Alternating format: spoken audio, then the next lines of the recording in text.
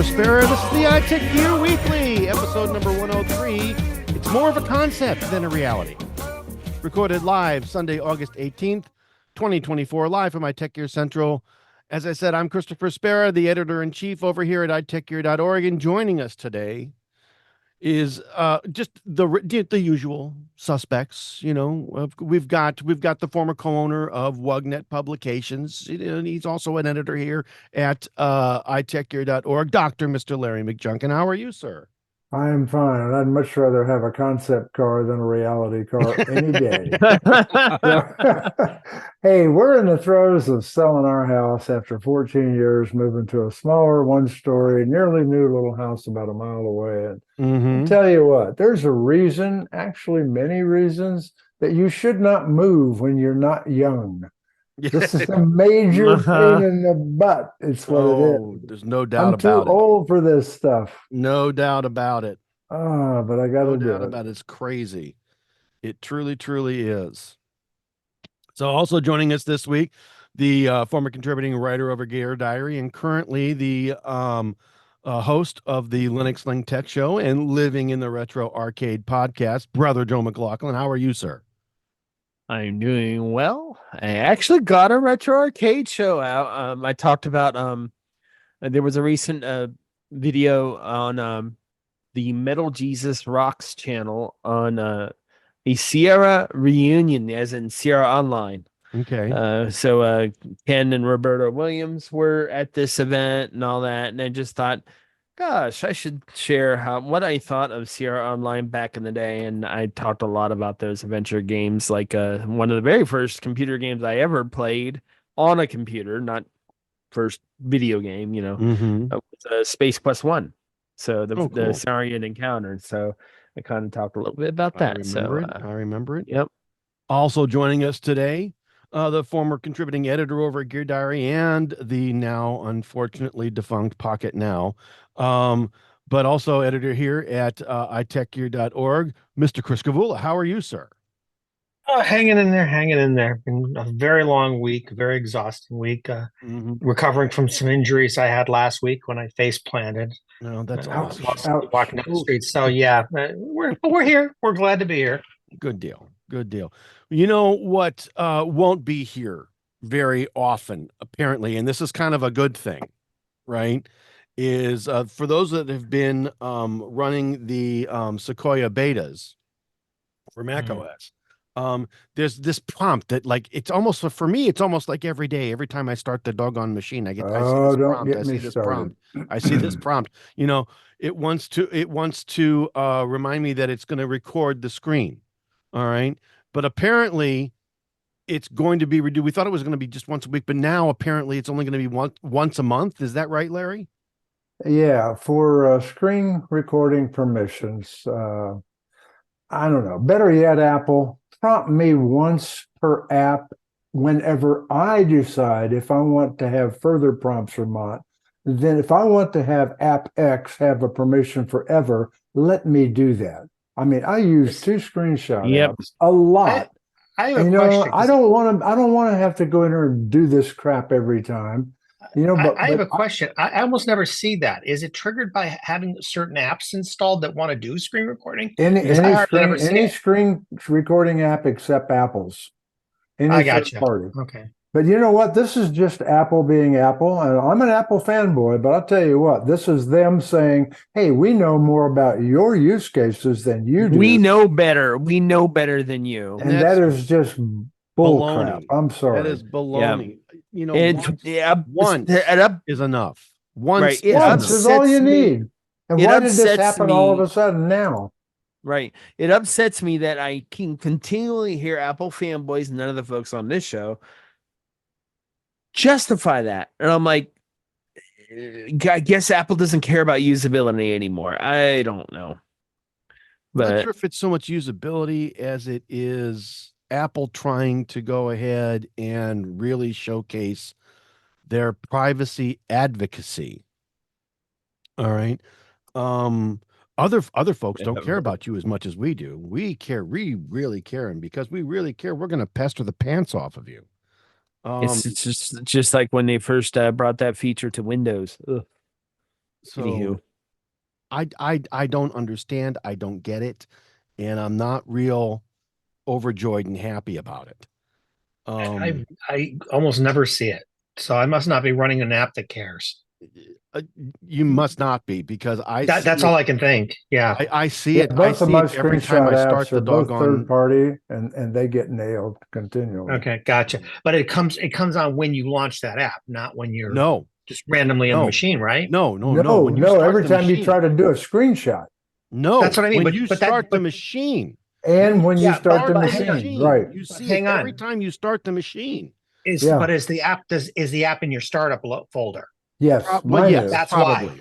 That's why you're getting triggered, and I'm Yeah, not. Then yeah. You get it. You get it. For me, like as an example, for Snagit, because I run Snagit. Right. okay. All right. There's a helper that loads into the menu bar, right? And Sure. so when every time you restart the machine, it throws up this thing and it says, "Hey, you need to review your permissions." No, I don't. I did that the last Yeah. See, I I'm not started the running any of machine. those. That's why I don't see it. Gotcha. So Okay. so it's I find it really very, very annoying, and I don't appreciate them constantly back on top of me. I mean, Mm, once was enough. understood.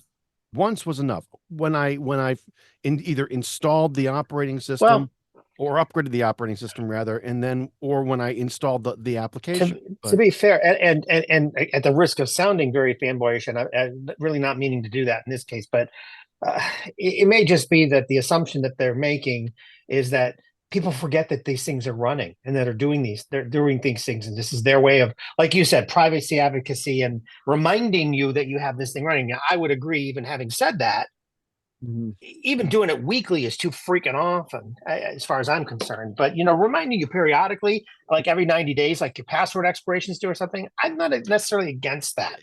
90 days, I 4 times a year. Okay, fine. Right? You know what I Fine. mean? I mean, if Right. they could find a reasonable, or let you set the level of how often you're nagged, that would even be better.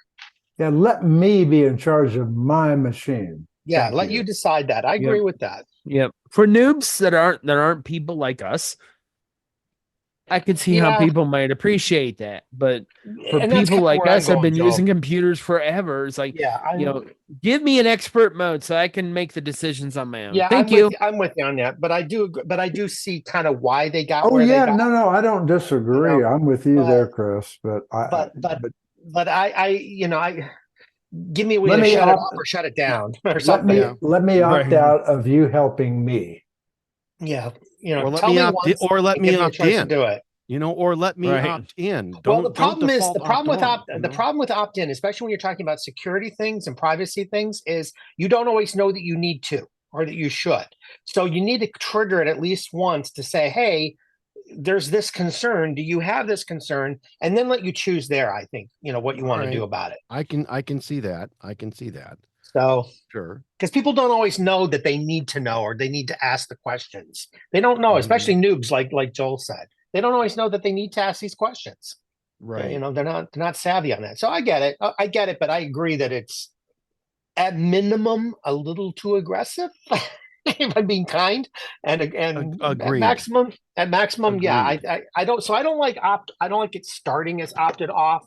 I don't mind them starting with opted on as long as they tell me that's what they've done, and as long as they give me a choice at that initial point to kind Okay. of go past it. All So right. there you All go. right. You've got me there. I'll accept that. Sure.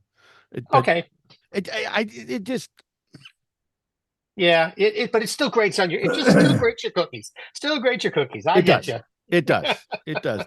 My cookies have Grinds crumbled his and they're in little gears. piles all over the floor. I So get it. uh, Ugh. yeah. Yeah. And you know what else? Continuing on the Apple rant here. Apparently Okay. some Felipe Esposito over at 9 to 5 Mac. And I'm not picking on Mr. Ugh. Esposito specifically. All right. He does have somewhat of a point. All right. He's saying that Apple Intelligence is more of a concept Mm. than a reality. And while I understand what he's talking about, I don't completely agree with him. He's just to give everybody a little bit of recap here. There's an article on 9 to 5 Mac. It's in the show. The link to it is in the show notes. It says that, hey, the features for Apple Intelligence are going to be kind of, piecemealed in. And the thing here is that, Siri has been kept intentionally dumb because the way that the other assistants that are out there gain knowledge about you and can be more predictive about your likes, wants, needs, desires, is because it has access to all of, or some of, or a amount of personal data about you, your habits, your music choices, your website choices, and where you get most of your news, or where you get most of your where you do the most surfing, etc. And it will go ahead then and suggest stuff for you that fit those habits. Siri doesn't really kind of do that. All right. It doesn't have access to your personal data, so therefore it doesn't know a lot about you. Well, now that there are large language models out there, and there's publicly accessible, or at least developer accessible models out there, they have access to a larger amount of data. And if it sees you doing something that's kind of sort of matches up against something that they have access to, they can now offer or suggest things that are similar. I got a different take on this, and I'll wait for you. I do too. I'd like to give you my take on this. Well, I did. Fabulous. We'll get there. The point is, Right. yes. All right. So right now there is a limited preview of what Apple Intelligence will do. It's in the new iOS 18.1 beta, even though 18.0 hasn't been released yet. The 18.1 beta is out there and accessible to folks that want to run that beta. And you can try out some of the features that are there. All right. That are cool. But what this guy is saying is that Apple is going to sort of piecemeal everything in after it goes and does Appleizes whatever it's going to put in there. And his effect is that it's effectively going to come in and hit the market a little bit late. They're going to miss the boat. All I right. don't agree. I really don't. I don't agree with it either. All right. I don't agree with that take. I'm hoping to see, them refine the way that their AI works, and taking advantage of some of the things that have been done right and some of the things that have been done wrong by others. They'll be able to produce a better product, which has been their standard mode of operation from the very, very beginning. We still don't have a foldable iPhone. Look what the other guys are doing. I think Google put this out, and I think to date Google has the best implementation of AI. Microsoft does it their way, which is here in your face. Let us give it to you by the bucketfuls, and if you don't like it, we're still going to give it to you. Yes, and Apple is sitting back saying, just like Apple always does, they never jump in all at once on the front end. They let everybody make the mistakes, and then they come in and they usually implement whatever it is a little bit better. I think that's what's going to happen. I'm sorry, but I just believe that. So let me throw a slightly different spin. It kind of plays on what you're saying, Larry. I've said this all along, ever since we started talking about AI, ages ago now. Right. AI was never going to succeed as a throw it in your face kind of solution, like a ChatGPT type solution. The way it was going to come at us, and I've said this since day one, what is going to be in improving individual services that we use in certain ways, little things here and there. And it's going to sneak in a way we're going to go, oh yeah, that was AI. Yeah, we've been doing it, that way for a while now. That's how it's going to sneak in. So to me, this isn't a matter of this article is kind of misleading in referring to it as a concept. It's not a concept. It's going to be a set of services is what it is. It's not a concept.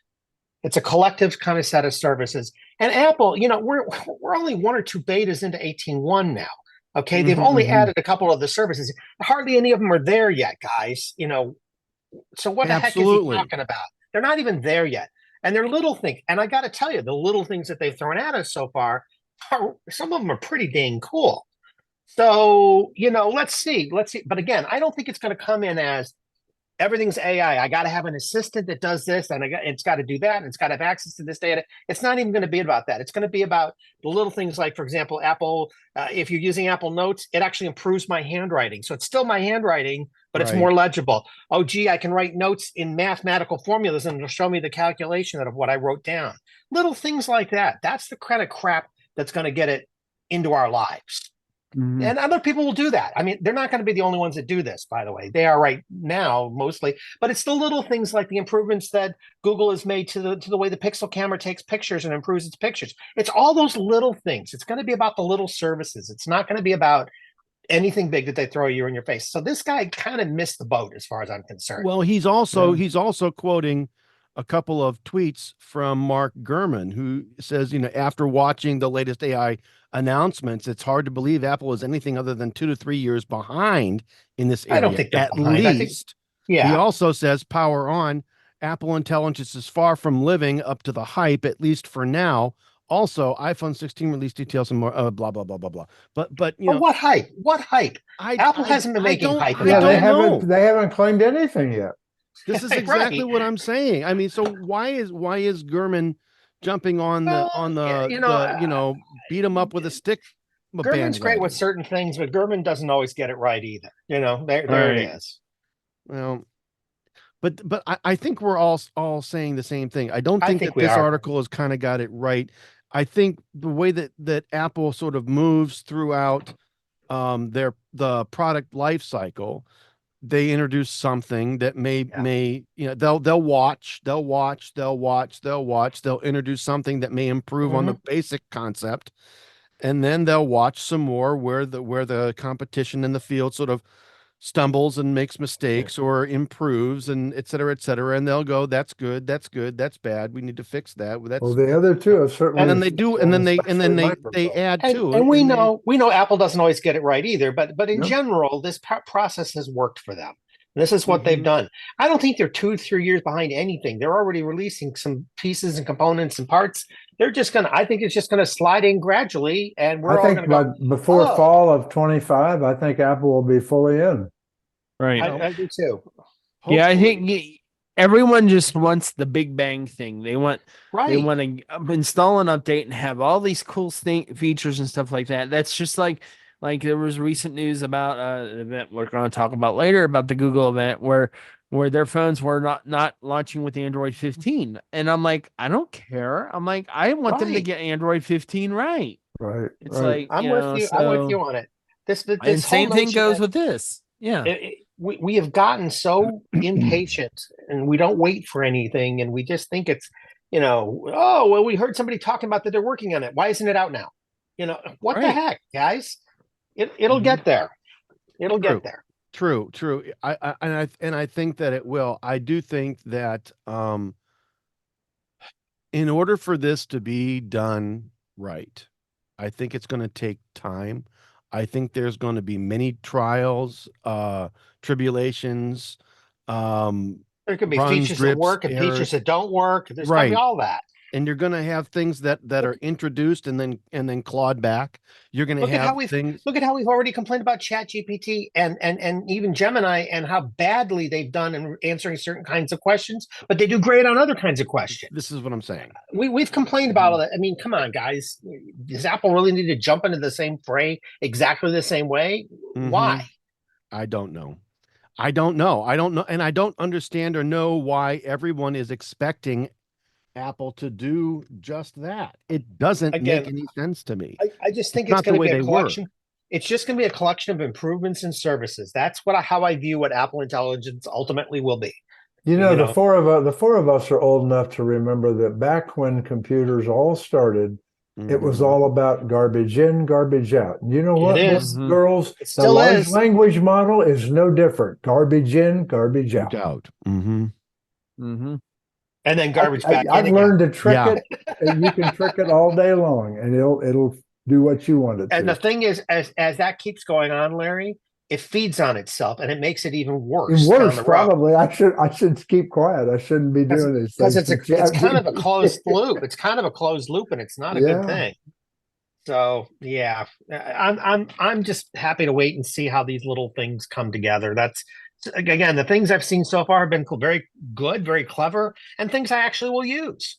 But Sure. you know, ChatGPT is not something I'm generally going to sit around and use. I'm just not. Yeah. Ask it sometime a question like, why is the sky always green? And it'll give you an answer why it's always green. And the sky's never green, but it'll tell you why it's green. Have you So, been here in the summer during a storm, Larry? well, I suppose, yeah. Right. Yeah, well, you know. Well, so again, just kidding, of not course, this but- article, not quite, just a little bit left to center, right? Yeah, I Not mean, I'm quite still a big on 9 to target. 5 fan. I really am. I am Both too. Google and I don't Mac. I think- like them both. But Yeah. And I don't think there was anything, any bad intent Oh here. I just no, think no. And I this is think he just clearly kinda missed the- editorial. This is clearly editorial. I think he just kind of missed the point, is what Yep. he did. I think he was just a little off target here on this.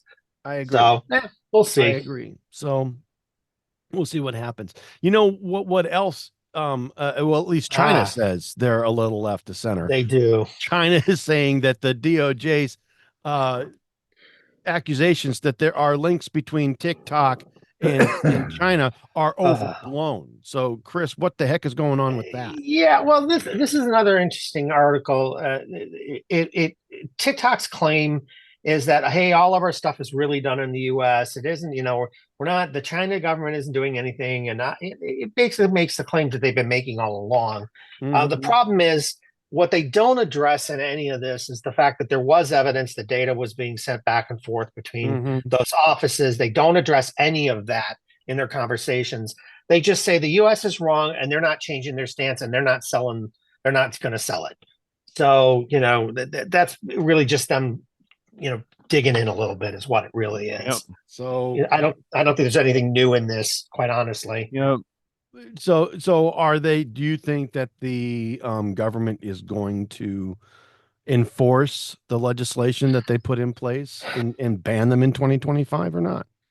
It's going to be hard to say, because by the time it comes around to it, again, let's not, I don't want to go into the politics of it, but it could depend on who's running things. That could change. I think they got to. Doesn't TikTok have to prove this somehow before we, as a government? I think they do. I think you're right. I think they do. I think they should. I think they should. I'm with you. If they're telling the truth, fine. And quite honestly, give us proof.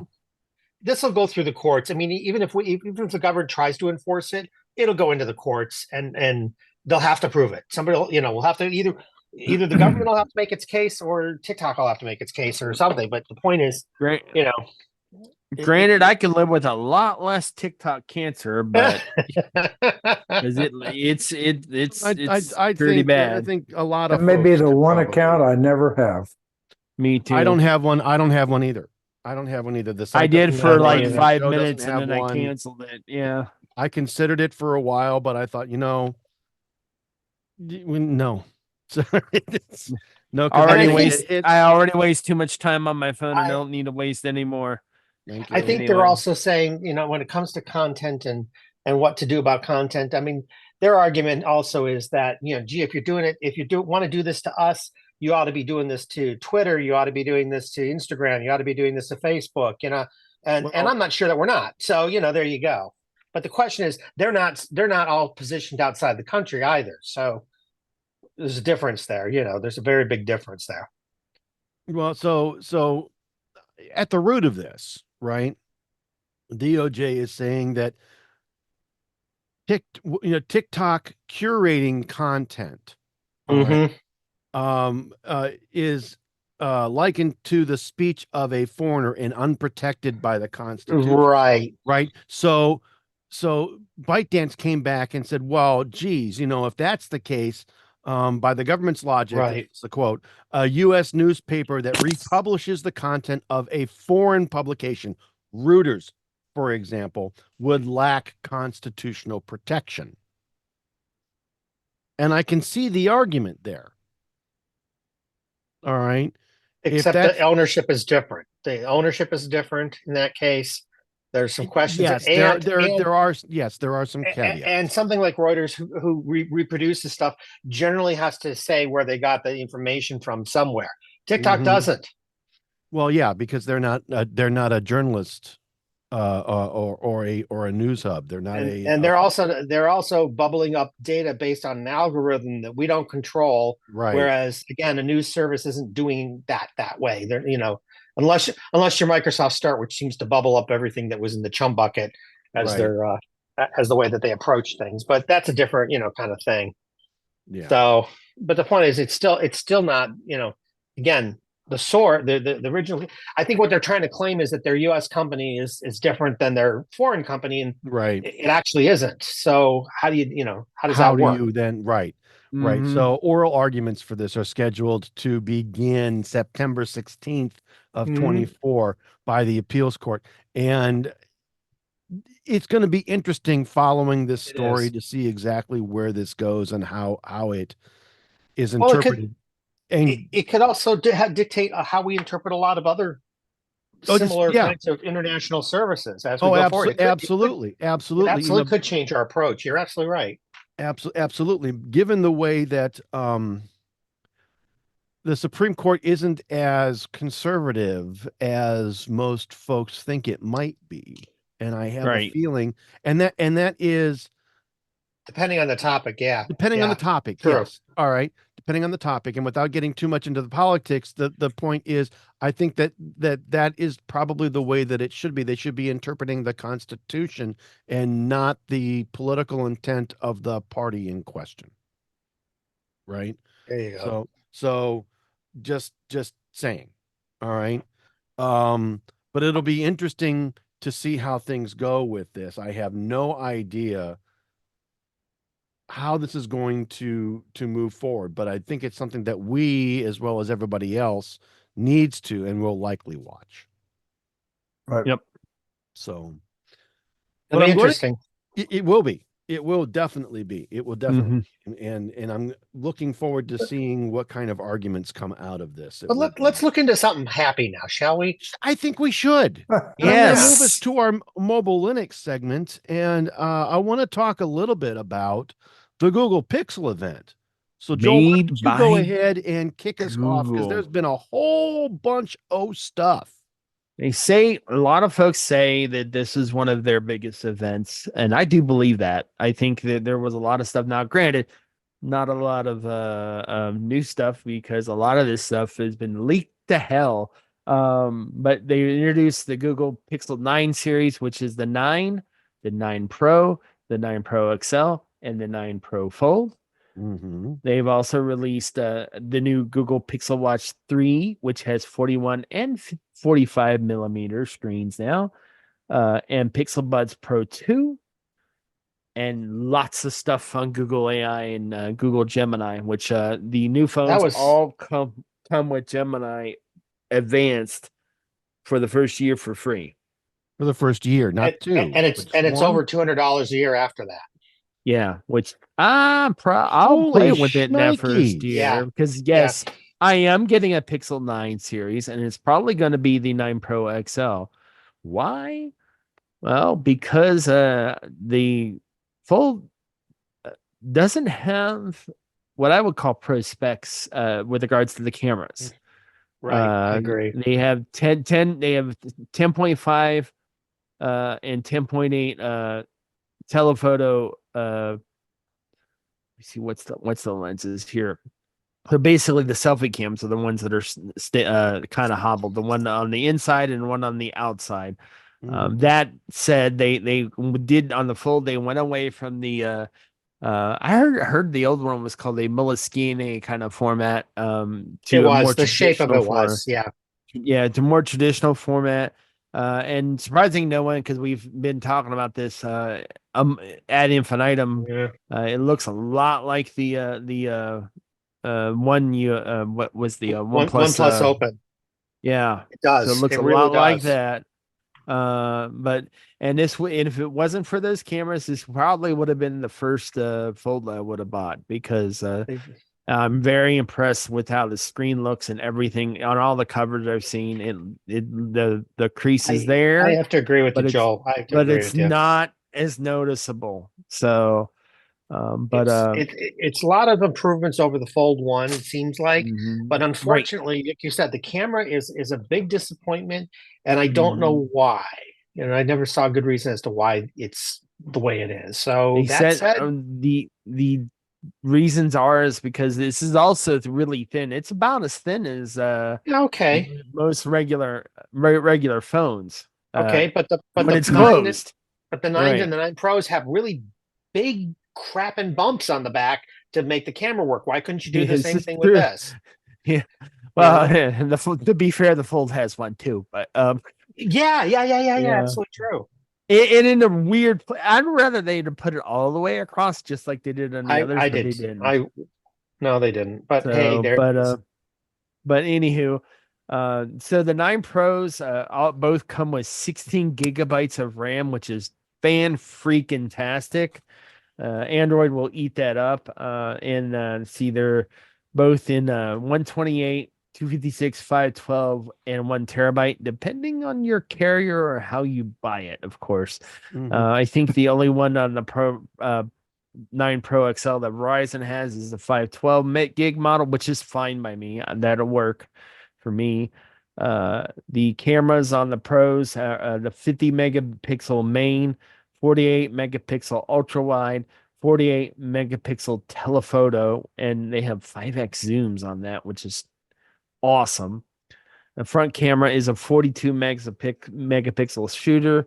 Really, the only difference between the 9 Pro and the 9 Pro XL is the battery and the screen. The screen is a 6.3-inch Super Actual display on the 9 Pro and is 6.8 inches screen, which is very close to what my Nexus 7 had back in the day.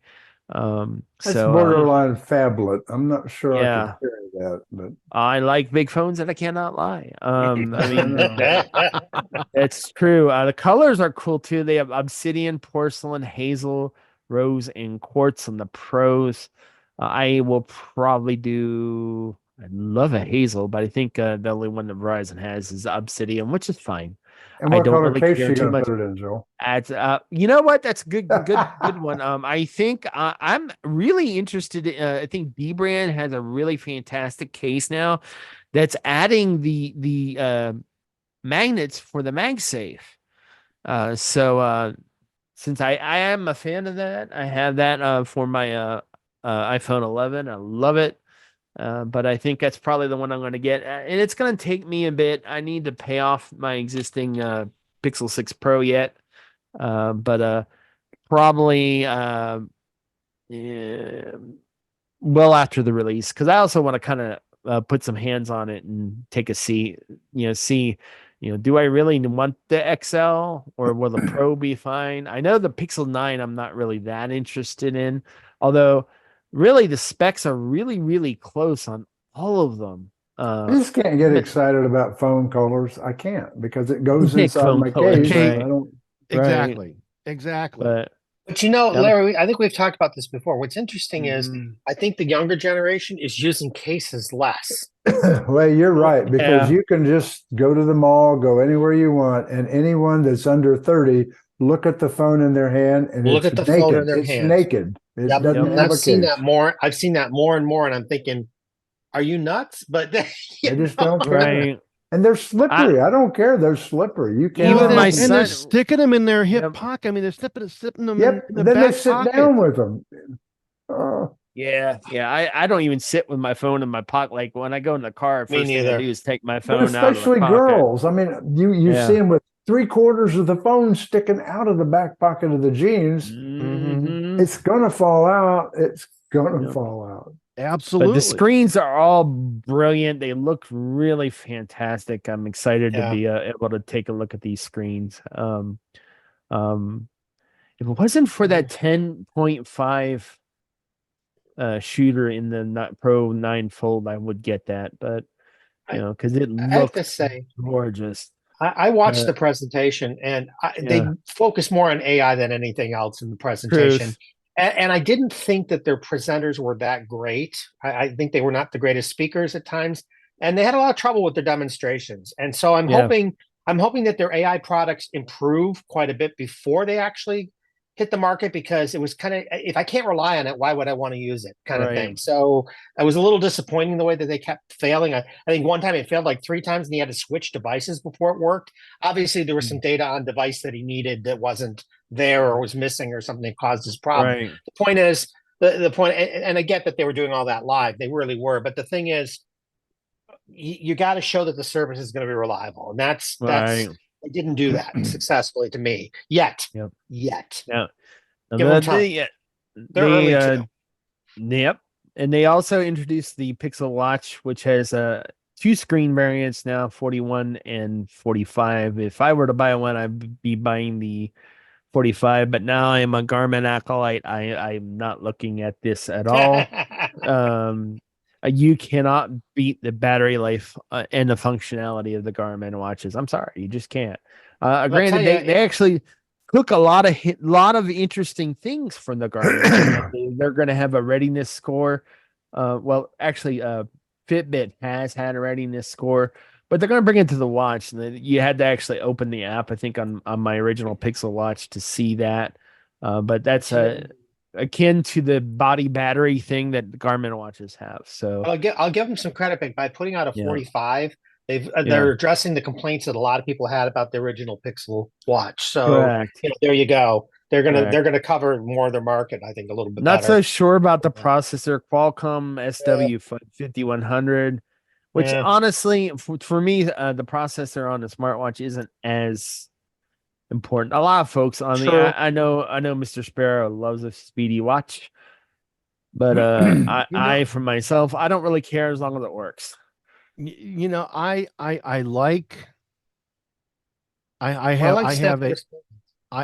have this thing about watch faces and complications and information that I would like to be able to see at a glance. It's easier for me to do that and see that on a watch as opposed to on my phone, which is why I like data-rich watch faces. So yeah, I like a big watch face, and I cannot lie. So there you go. There you go. There you go. I mean, they are doing some things to improve the battery life on these. So maybe it says 24 hours with the always on, which I'm like, don't ever do that. You're not in it, and those figures are always optimistic too. I've never. They are. Yeah, I mean, I would not expect to get those. They are. I will tell you. I am still my daily driver for smartwatches is still the OnePlus Watch 2. It seems to have the best battery life out of those that I have. I do use an always on display with it, but the watch faces that I use have an AOD face built in that's very minimal and just bright enough to be able to be seen without actually burning a lot of battery. Right. It's very minimal. It's very minimal. Usually just time only. And then that's really about it. And like I said, very dim. So I do like having that to just a quick glance, but when I want to see more, I want to see weather or whatever. It's just a matter of tapping the face and I get everything that I need. So yep, it's a good improvement. Like I said, I'm not gonna buy one. Yeah, but it's nice to see them improve it. They look nice. I loved my Pixel Watch, but the battery life is just killer for me, especially now that I'm a lot more active than I used to be. So Pixel Buds Pro 2 are also released. They're there. I might buy a set. I don't know. I honestly I'm not one of the ones that you can talk to your Gemini assistant with these. Right. you know, that's nice, but I think I can do that with almost any Bluetooth headphones. You should be able to if not, you should be able to. Yeah. So 229 I believe. And they do look a little bit more comfortable. Other than that, they really look very similar to the first version. So I guess everyone has to make earbuds now. So and then they had the let's see, what's the other ones? Is that it? So they've got what Pixel 9, 9 Pro, 9 Pro XL, 9 Pro Fold, Watch 3, Right. Buds 2, then the Google Yes. AI features. Yes. And Google yeah. Gemini. So yeah, Gemini and plus the photo AI things. The photo ones really look kind of cool. They have like a really cool feature where like if you are the one taking the group picture, you can kind of insert yourself into it, which is kind of cool. And other things like that, like tap on things to change the sky and stuff like that. You know, a lot of Yeah. AI things in that. Mhm. You know, I think all that stuff is cool, but it makes me, it makes me start to question reality. well, and that's True. the thing, you know, is a photo that never existed in real life. In a lot Yeah, of it these didn't cases. exist. So how? It's not a memory to me. It didn't really exist. Right. It didn't really happen. It's just like I take a lot of photos at church, and I dislike doing pose photos. I like capturing Right. the moment. I mean, I did because the there's a moment place for is pose. real. I mean, there's a place for Yeah. post photos and stage photos. Don't get me wrong, there Right. is. But most of the time, I want to see what Yeah. happened. It's real and There- warts and all. I want to see what There's a happened. lot of good reasons to edit photos, but there are things like white balance and stuff like that, not fake colors. I just don't like Right. them. But people do. I mean, there are They people do, that yeah. like this stuff, and it's a thing. It's a thing, And especially then- now. Of course, now Gemini now has Gemini Live, which is the answer Yeah. to the chat GPT voice, where you basically have a free flowing conversation with the chatbot. Kind of cool. Only available to English for Gemini Advanced subscribers, which you do get for free with the phone for the first year. But to me, I don't think it's going to be enough for me to pay to continue to have that. Yeah, I have used AI for some things too, like helping me learn and solve statistics problems and stuff like that. Gemini is really good at that, and other things of that it's good for. But like image generation, we'll see how that happens. So, but of course, these are all really being released with Android 14 with 15 to come as soon as it's ready. And to be honest, I am glad that they went that direction rather than wait or rush Android 15 to completion, because they didn't exactly have a very smooth launch of Android 14. So I can think there's a couple things they need to fix still before they get a general release going. And I'll give you an example. I've told you guys before, I like that Google interpreter mode that works with Google Translate. Right. It doesn't work with Gemini. It only works with the original Google Assistant. So if you have Gemini as your default on the phone, it breaks the service. So they need to bummer. fix. Well, they for need to now it fix does, that. right? I mean, but they should fix that. They actually have not said anything about the fact that they're going to or not going to fix it. They haven't said anything about it. It's kind of becoming one of those things that I wonder if Google's going to drop at some point, because they're not really talking about it. It's interesting, but yeah, you'll see something like you guys you may have seen I think it's a current Samsung commercial that's been out there where she's in the restaurant. That's using the interpreter mode. They're using something very similar to it. They're using a Samsung version of basically the same thing, and it leverages Google Translate to do what it does. Exactly. So if they break it with Gemini, it's going to break, guys. So Samsung doesn't use that yet, so it's not an event for them yet. But so when those are the things I worry about. Right. So I'm trying to think when these are shipping very soon, right? Yeah. The pre-orders are up. Yeah. If you're buying outright, I am not and I'm trying to find the date here. Good question. When are they? I have they're available for pre-order right now, right? Yeah, but when are Correct. they shipping? I guess is the question we're asking, right? Right. I don't remember, and I know I've seen it. They typically do 2 weeks. They did on their thermostats that I Did they? pre-ordered. Um, So September 23rd. It's even more. Wow. So Okay. no. So I'm on the I've been futzing around while we've been talking. I've been futzing around with the Google Store. All right. that's where I am. Yeah. And they're saying at least for a Pixel 9 Pro XL, all right, it delivers between August 22nd and August 23rd. There you So go. this coming Oh, okay. week, All right. this coming week, That's right? quick. Granted, with the amount of pre-orders they're having, it wouldn't surprise me to see it ship dates as far out as September already. I 'Cause would agree. That I'm happens with gonna say Apple it too, though. depends. It depends on the model, right? That you're Correct. looking at the Pixel XL, Or where you're buying it to. I mean, right? Where you're Uh, shipping it to, right? Right. So this is actually this is unlocked and on the Google Store. All right. yep. So Yep. And imagine, and one thing actually, I'm saying this just because I'm seeing it right on the webpage. They are having a satellite SOS on these phones too. mhm. So, which I'm kind of excited about. I don't think it'll. A lot of folks like when Apple did this, they said that this replaces. There is a service through Garmin called InReach, which most people use the yeah. InReach Mini too, which, to be honest, it's not quite the same as Right. They're that. different. They're different. Right. Well, and it's different technologies too.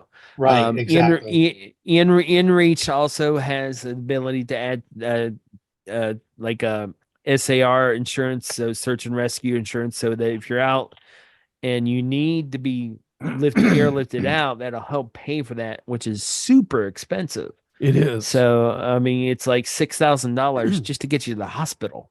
Yeah, So I mean, that's a lot. but But yeah, it's so it's a paid that's service, and you have it is a and paid it's service, a right? subscribed Right. service, right? So But there's some value to that. I guess but what I'm for getting. people who are occasionally need it, or like say you get stranded on the side of the interstate or something, perfect thing for that. Mm. So I mean, Right. so but So you'll also I'm kind of notice excited about that. on the store, the Google Store, that they have removed the Pixel 7 and the Pixel 7 Yeah, Pro. The 7A is the only one from the 7 series that's left. They've got the 8 series, and now the 9 series is available. Well, But that makes sense. But that's always 6 months later for the A series. So it'll right. stay there. right. So and once the 9A comes out, you'll see the 7A drop off. Yep. You know Right. I'm what's really surprised we cool? haven't already heard the rumors on the 9A. Right. Right. Very true. I've Very always true. thought the A series was a good option for a lot of people. I really did. Right. It is.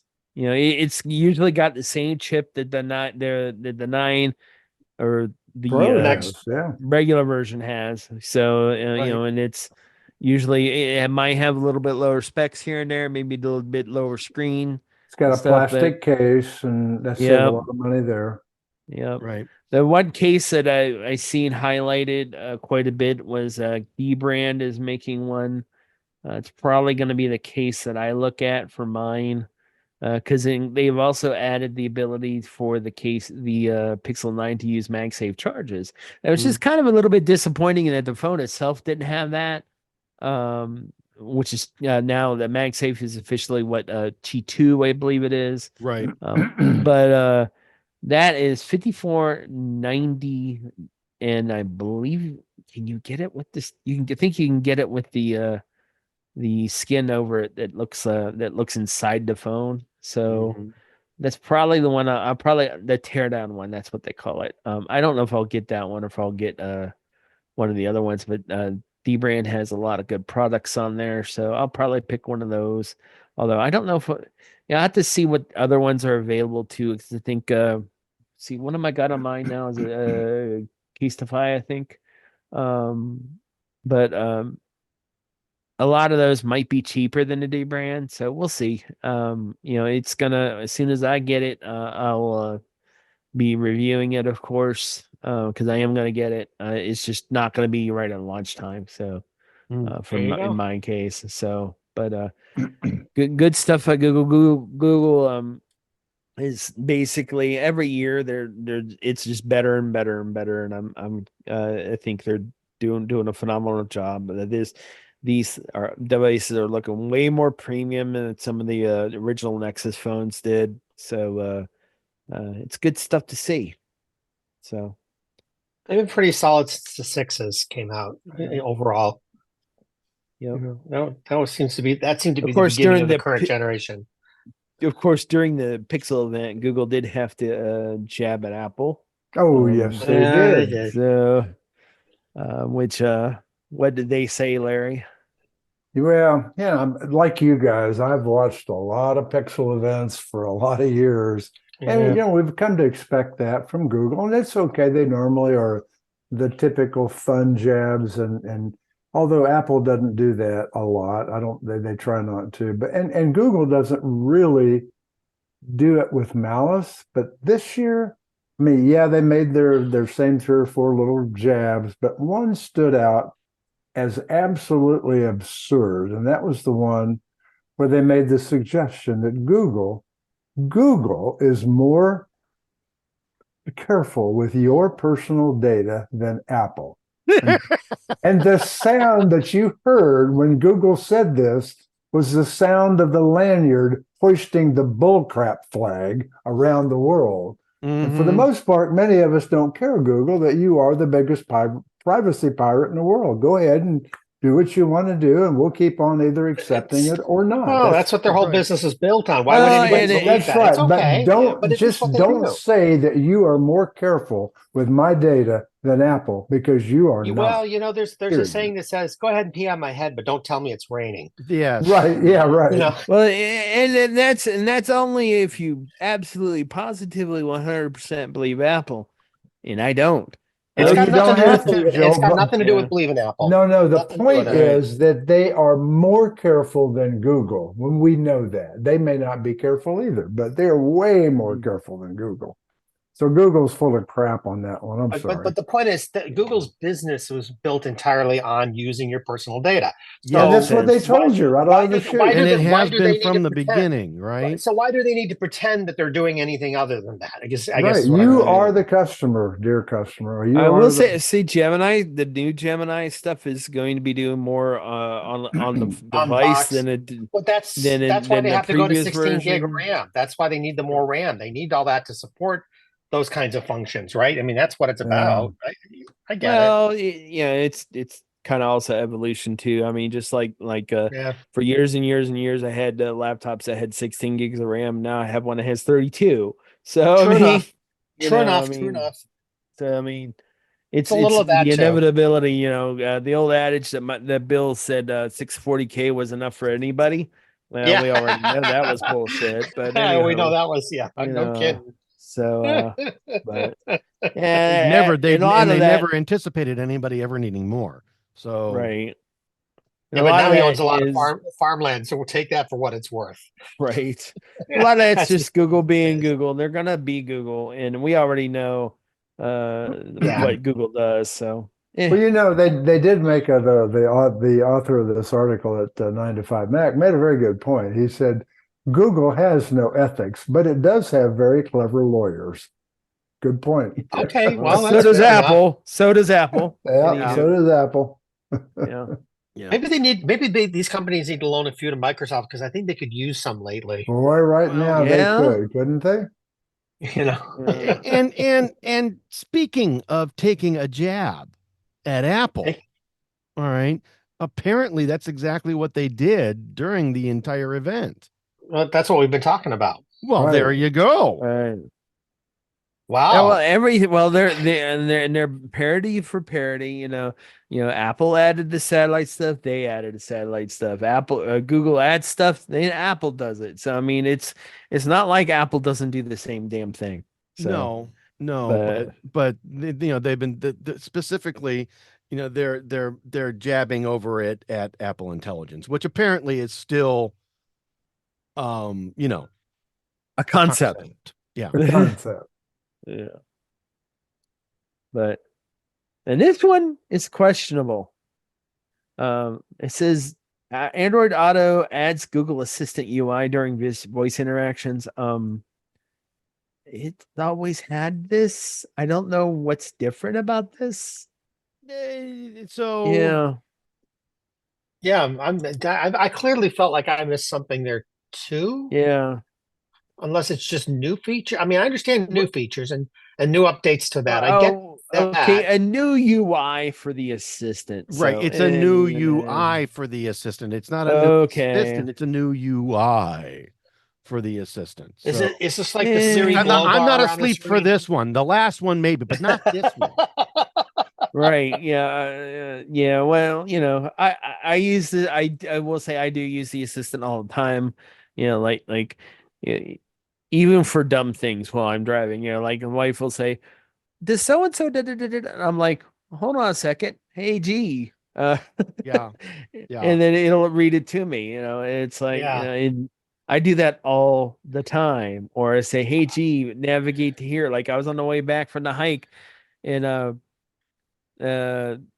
got a text from one of the other cars that was in our group, and he said, "Hey, is there a Taco Bell near you?" I'm like, "Hey, G, where's the closest Taco Bell?" And they said where it was. I said, "No, but there's one in Lancaster, so let's go there." I have to admit, It's like, navigation and messaging are the two things I probably use the most mhm. with the assistant for. Yes.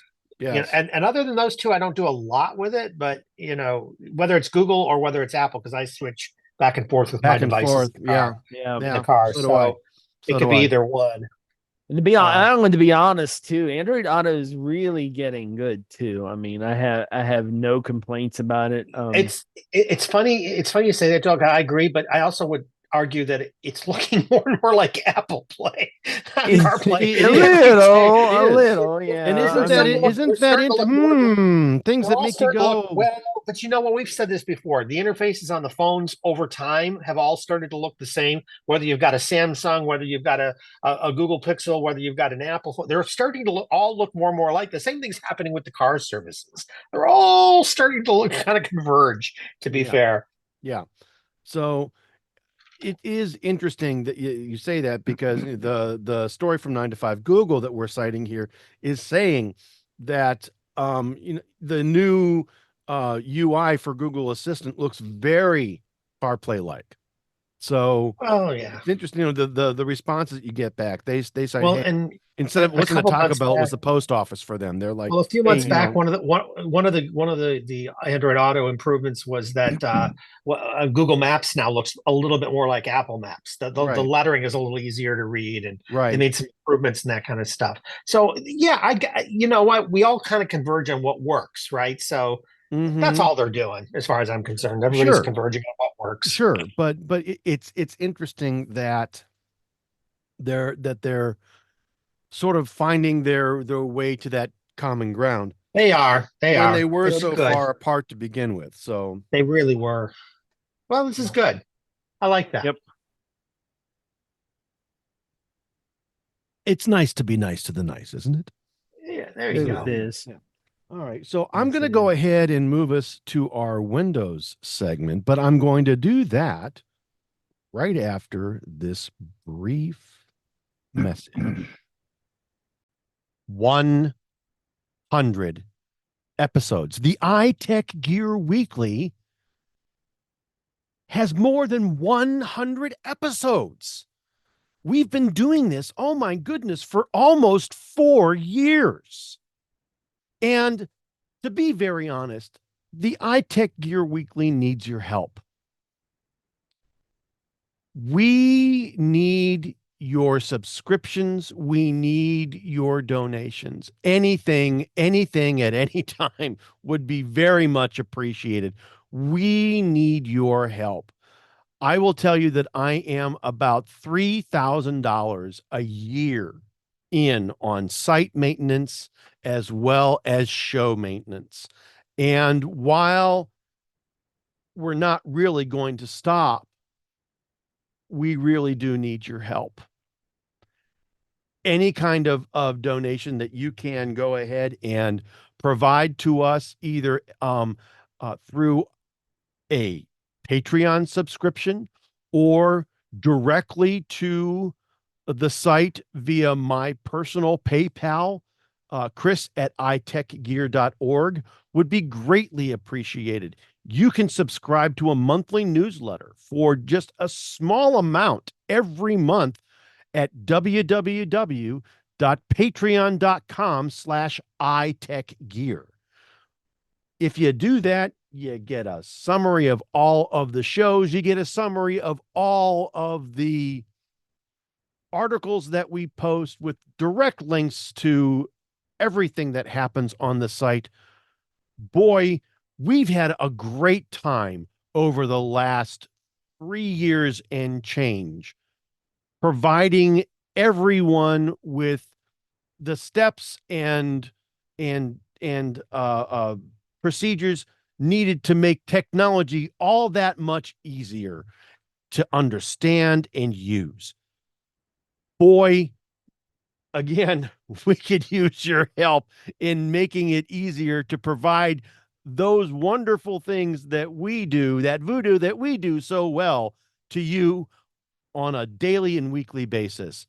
So please, if you have the time, smash that subscribe button on the podcast. If you have the time and you have the inkling, go to our Patreon site, www.patreon.com/iTechGear. Subscribe to our newsletter. Provide us with a small donation. One time, monthly, doesn't matter. We'll go ahead and continue to provide you with that knowledge and insight that all four of us have every week. I want to say thank you to you, even if you don't donate, even if you don't subscribe. I still want to thank you for the opportunity to come to you every week, because we sure do have a great time doing the show. So from all of us here at the iTechGear Weekly and from iTechGear.org, we thank you, we love you, and we'll see you soon. And welcome back to the iTechGear Weekly, episode number 103. It's more of a concept than a reality. And like I said, I wanted to go ahead and move us to our Windows segment, which is, for this week, it's really kind of short. We've only really got the one story here, and this could be a good thing, I would think. I would like to temporarily to be removed from this, but yeah, the Microsoft is temporarily stopping the intrusive Windows 11 ads that we've been seeing due to constant backlash from Windows 10 users. And they'll bring them back as soon as they figure out a way to do it without the backlash. Yes. So let's make it clear. What this is it's ads. If you're a Windows 10 user, it's ads pushing you to go to Windows 11. That's what these specifically are. These are not the ads that people in Windows 11 are complaining about. True. This is not affecting that at all. Those people are still getting annoying ads, yes, and that doesn't go away. This is only Windows 10 users being pushed to go to Windows 11, which is interesting, by the way, guys, because the last stats I just heard that said Windows 10 usage, when you look at overall Windows usage, is the highest percentage, and it's been higher than it's ever been. Yes. Whereas Windows 11 is not. Yes, it's pushing to 30% for Windows 10. All right. Which considering how long Windows 11 has been out, is kind of sad. Well, we've been talking about, Windows 10 use the last couple of episodes, and we have. It's going to, I believe, go completely out of support and service, unless, of course, you're using something like CrowdStrike. And we know how that can be. Next year, I believe this October time next 26th. year, it will be completely October out. 26th. Yep.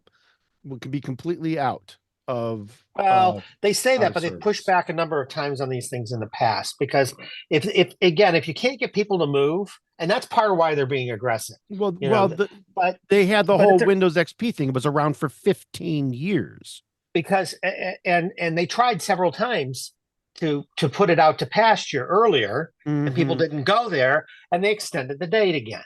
Right. So it could well be that we see this yet again before it's all said and done. It depends on how people If people start to move, then they'll go ahead and keep plodding forward. But if they don't keep moving, if they stay on 10, it's going to be real hard for Microsoft to You see, keep doing that. They won't cut their own throat. No.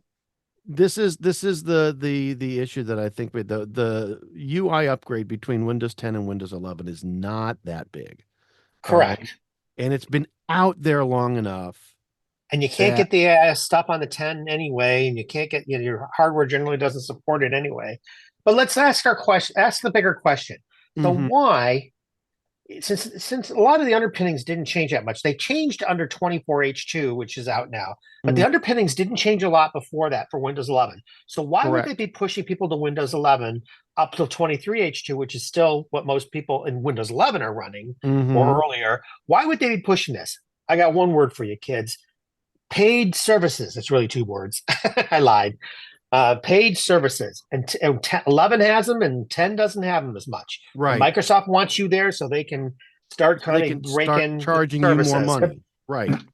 That's it. Right. So I honestly,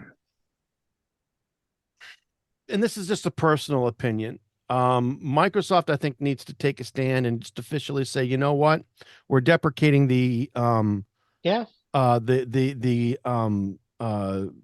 services that allow CrowdStrike and whatnot to they could do what that. they need to do. We're going to enable them for Windows 11. So if you want to stay with CrowdStrike, that's fine, but you have to do so on Windows 11. We're deprecating the operating system. We're killing the way that everybody else can get into it. You're going to move. But the problem with that is if you have a company that has 45,000 Windows 10 units out there deployed, and they can't get them switched by October 26th of next year, Microsoft's not going to make them go and lose their business. No, they're not. And they will give them that. They'll have some plan. They always have, I forget those three letters. They'll charge you for it. It's a paid support thing. Well, this is the reason why we had the huge problem with Windows XP. All right. They had that support. They're going down the same damn road. They're going to find themselves in the same freaking spot again if they don't do something. And they've got to let people know you can't stay here. Well, they did it with Windows 2008 Server, and they did it again with Windows 2012 Server. Yep. And both times they originally said, we're going to give you those extended security patches, only security patches, nothing else.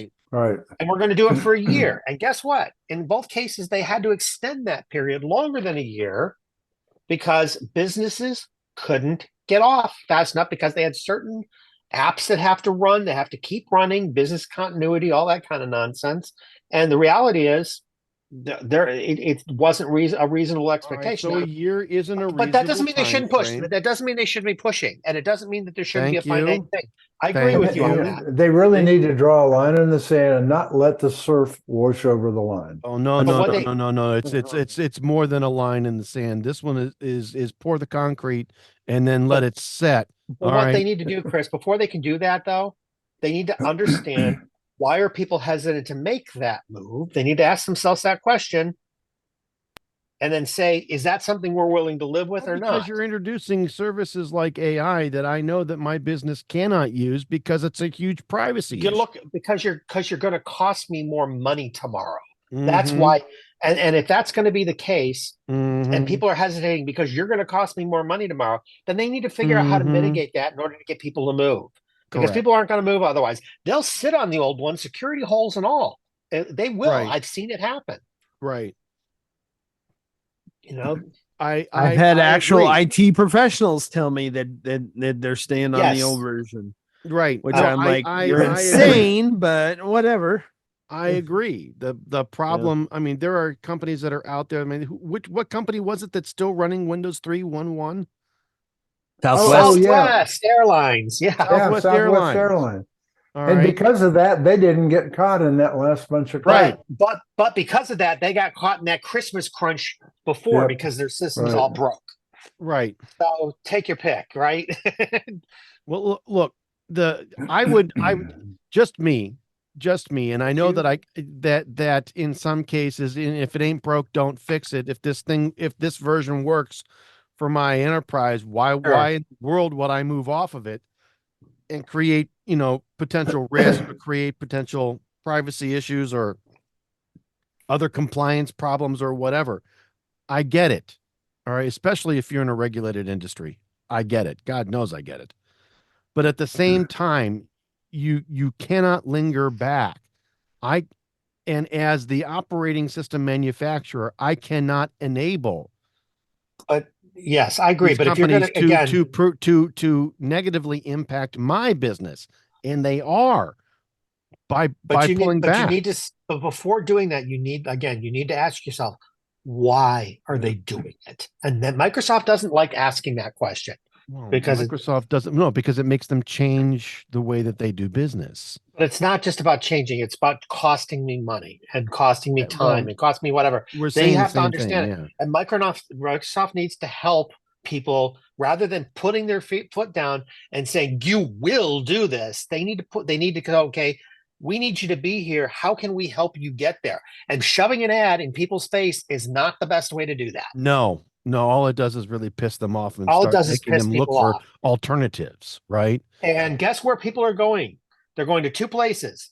They're Mac going OS and Linux. Mac OS and Linux. That's exactly where they're going. I Yep. see more and more stories and articles every day where major companies are doing it. If you think that doesn't filter down or trickle down into the plain old everyday users, I did yet another bunch of stats on this with our 1,400 members. 10 years ago, we had 7% Mac users, 93% Windows, 10 years ago. Right. This last month, 49% Mac, 51% Windows. Interesting. That's a big delta. That's a big change, and I think it's very interesting and very telling that your group has made that big of a change. Well, and I asked them actually, why aren't more of you changing? And the only reason, because a Mac costs so much more than a typical Windows machine. And I can see that. And that's true. They're not about to put out $1,200-$1,400 for a Mac. I'll tell you, Larry, though, years ago, my mother when she first started using PCs in her work, and that was a thing for her. It was traumatic for her at the time. One of the things was when she first started doing it, she was always having trouble because her machines used a blue screen a lot, And so I said, let me try this. And I gave her a Mac I had, put her on a Mac, didn't hear from her. I said, are you not using it? And she said, yeah. She says it just works. Literally the Apple thing, it just works. It didn't give her grief back in the day. Okay. And it's not that it never gave her grief. It's not that nothing ever went wrong. It did. Things do happen.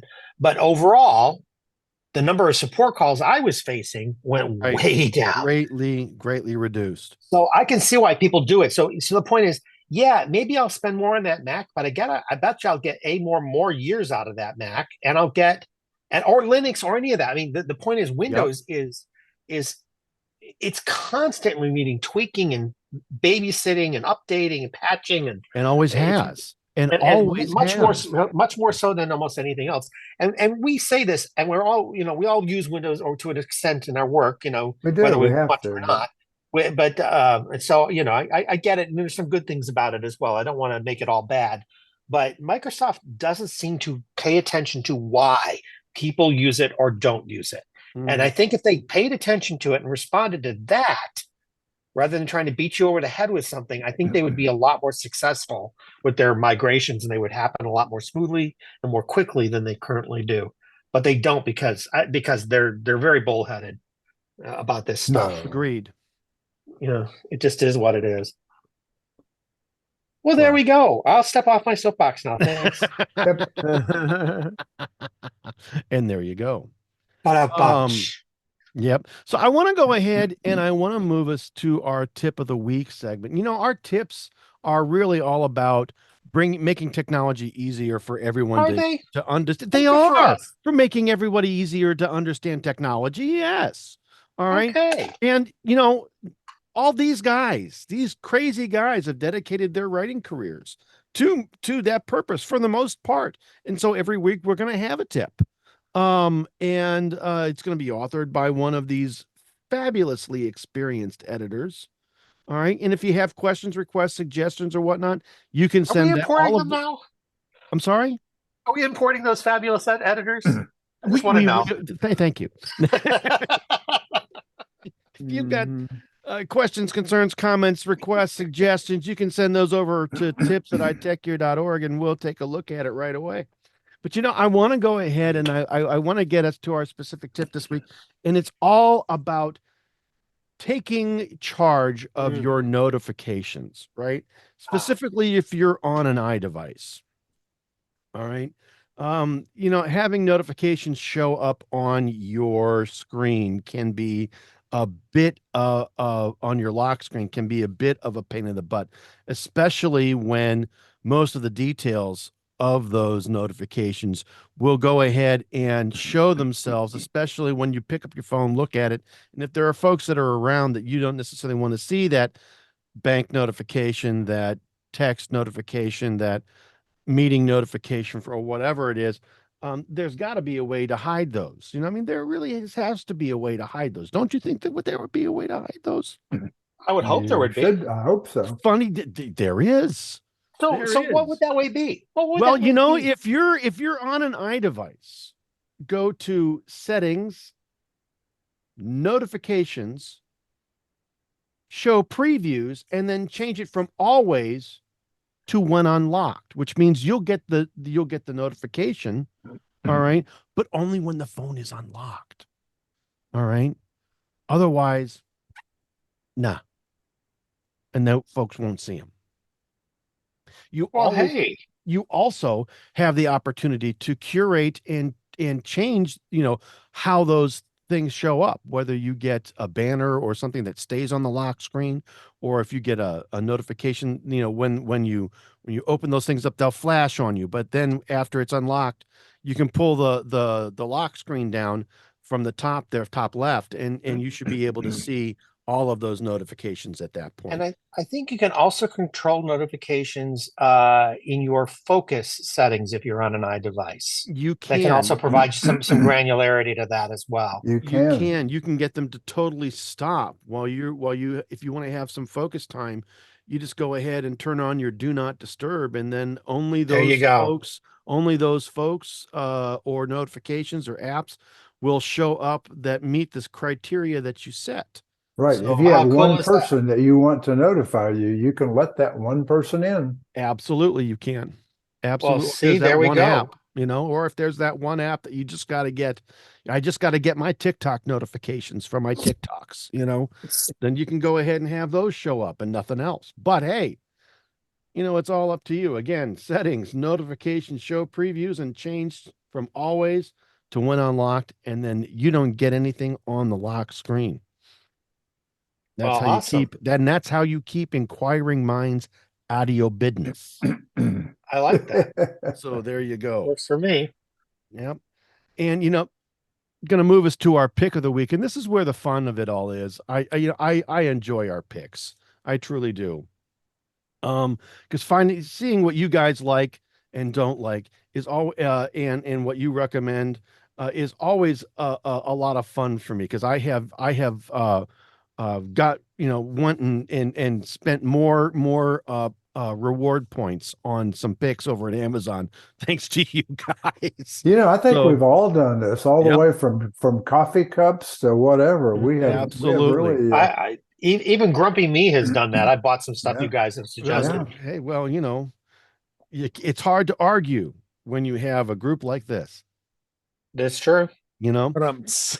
So again, our tips or picks are just those things that they're typically hardware, software, and other items of interest that we've individually purchased and actually use, and we like enough that we want to recommend them to everybody that listens. These aren't paid advertisements or items that we have any kind of an affiliated marketing relationship with. If they were, the editorial policy over at iTechGear.org says, hey, you need to disclose that up front. So these are just things that we sincerely believe in and that we want to bring to everybody at the end of each show. Why? Because we like you. There you go, kids. Hey. MOUSC. And so, Larry, you've got the pick this week. And what do you got? I have the pick. Well, for the benefit of our listeners, I know you guys know, but I'm really into smart home stuff. I mean, it's not that I'm lazy. I just like playing with smart home things. And just as we were doing some other segment earlier, I went and looked at my router. We've got in front of me, I've got about 81 IoT devices in my house. That's a lot. 81. Holy I mean, smokes. that's every switch, every doorknob, everything in the world. And a lot of them are just lights and whatnot. You're more So, than a little into it.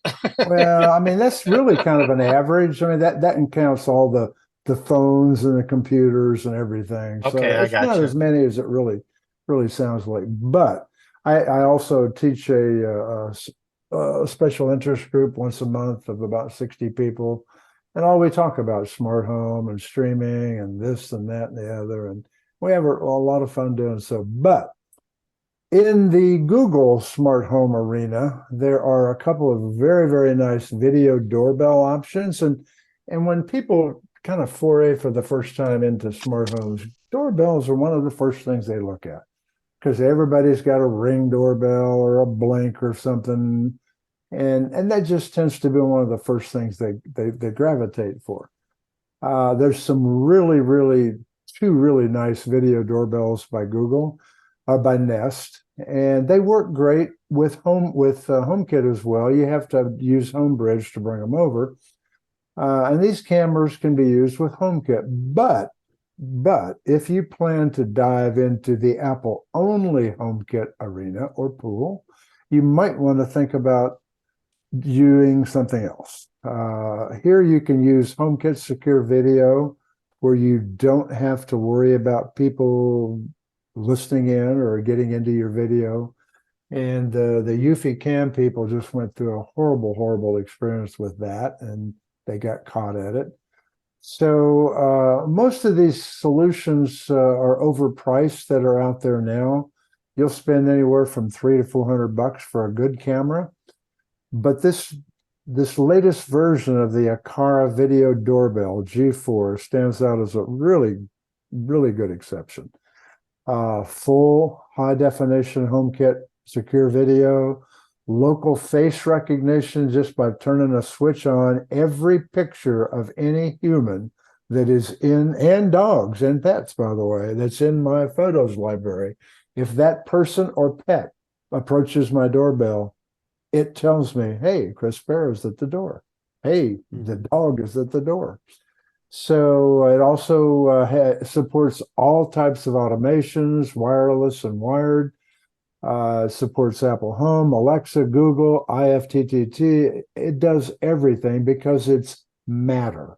It's not just Google, not just Apple. It's Matter enabled. And this was the first true Matter-enabled device that I've ever added to HomeKit. And one thing about adding devices to either Google or HomeKit, it's painful. I mean, it never goes well. But one thing, when Apple and Google got together and started the Matter thing a few years ago, and now Google's released their new thermostat is Matter-enabled. Several cameras are out there. This doorbell is. It took me literally 2.5 minutes from box open to in HomeKit and running. So now you have smart home devices that Billy Joe Bob and Uncle Sally can do without being geek. No geekiness necessary. I got to open tell the you, box. that's nice to hear, because That is, you know as well as I do, sometimes you get these quote unquote shared standards, and they're not really. Right, you go to implement it, and one company implemented it one way, one company implemented it another way, and it still doesn't work very well, even though it's quote unquote a shared standard. It sounds like this is not that. Let me tell you how easy it is. Open the box. I scanned the little QR code with my iPhone. I could have done it with an Android, and it says you need to confirm. Do you want to add this to your Apple Home or your Google Home? And I added it to the Apple Home first. Boom, Wow. done. That was it. And then it prompted me, would you like to also add that? We see you have a Google Home. Would you like to add it to that? I said, sure. Boom, done. It's that simple. No problems. Nice. I mean, literally no problems, which is it's so refreshing in the smart home arena. That sounds awesome. That's how it should have worked for And to years. have the price come down to $119 to have a really cool camera that integrates instantly, that's affordable for a lot of people. $300 or $400 is not necessarily affordable to everybody. So installation, all of about 5 minutes, a couple screws, and this is wired or wireless. Like a lot of new houses, ours comes with no doorbell wires. It's got a little stick-on transmitter doorbell button or doorbell transmitter button that goes to a plug-in chime, and that's it. So I just peeled that thing off the front door wall there and added this thing instead. And it comes with a chime, by the way, or you can use it with your Google speakers or your Apple HomePod speakers, or you can use the chime that comes with it. Just simply plug it in the wall. That's it. No wires, no hassle with doorbell wires, and they were always a pain. But anyway, if you want to get into the HomeKit game, or if you're already in it, I mean the smart home game, and you do HomeKit, this is the way to go for a doorbell. Nice. Super, super nice. Nice. Very Links nice. in the show notes. Awesome. Well, that, kids, is the show. This has been the iTechGear Weekly, episode number 103. It's more of a concept than a reality. Recorded live Sunday, August 18th, 2024, live from iTechGear Central. As I said, I'm Christopher Spera, and for Dr. Mr. Larry McJunkin, Brother Joe McLaughlin, and Mr. Chris Gavula, I want to say we'll see you next time.